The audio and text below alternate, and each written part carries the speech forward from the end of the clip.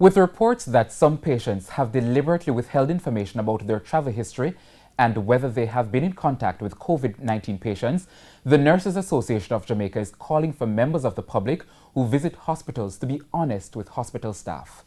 If you're not honest, you're putting your family members at risk. You're putting your district at risk, and your district will be putting the whole community at risk, and then the whole nation will be at risk. And so I want them to be honest when they come into the healthcare facility. You may not come there for a COVID sign or symptom because you may not be displaying it, or you may have a cough or something. Just say to the individual who is interviewing you, I have a little cough, or I have a sore throat, or I'm not feeling well.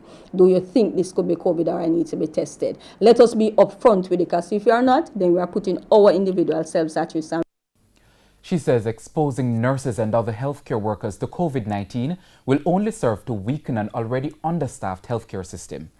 Across the public sector, we have under 4,500 persons, to include the Cubans who have come. And so if we continue to expose them and we keep pulling away 5 or 10 each week to put into quarantine, just imagine within a week or within a month how many persons would have been out of the service. So we would have reduced the number of persons on that production line to ensure that they are taking care of you.